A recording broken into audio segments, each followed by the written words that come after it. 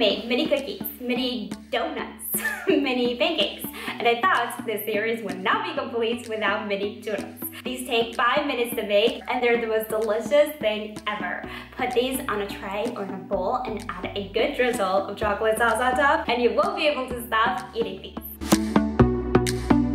Okay, so into a saucepan, you're gonna add some milk. You can use any milk of your choice. Some people even use water. I recommend to not use water unless you want a really crispy, dense churro. I grew up in American-style churros, which are simply amazing. They have a really nice crunch on the outside, but are soft in the middle. They're absolutely delicious, and you have to try these. Okay, so once the milk comes to a boil, turn off your stove and add the flour all at once. It's crucial you add the flour all together because your dough will form within seconds. This is a bit of a workout, so use a good sturdy spatula or a wooden spoon. If you're new to my channel, welcome.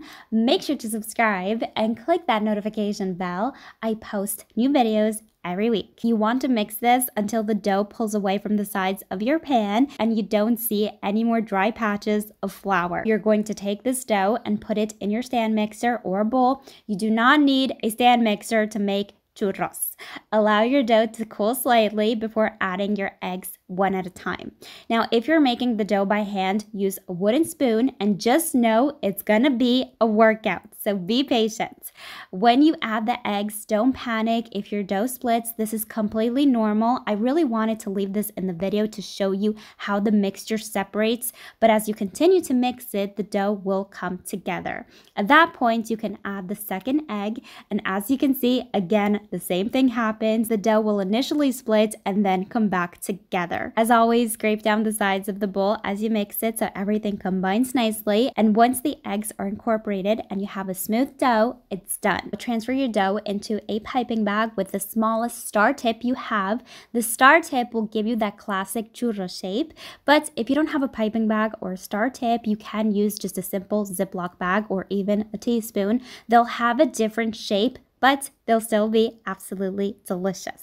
Make sure your oil is at the right temperature, which is around 160 degrees Celsius or 320 Fahrenheit. You don't need a thermometer. Just make sure your oil is bubbling gently around the edges of your churros and you're good. Now, I have to touch on this because some people have told me whenever they fry, their oil explodes. This only happens if water gets into your oil. So make sure the scissors and piping bag you're using are not fresh out of the dishwasher because most probably they're gonna have water on them. Oil and water do not mix. If you're in doubt, get somebody to help you. Cook these until golden and you're going to transfer these onto some paper towels.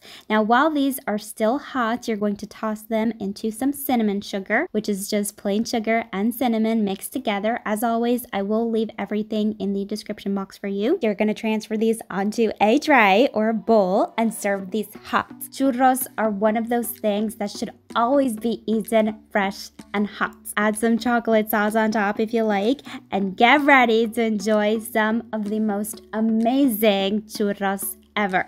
They're crunchy and soft and absolutely amazing.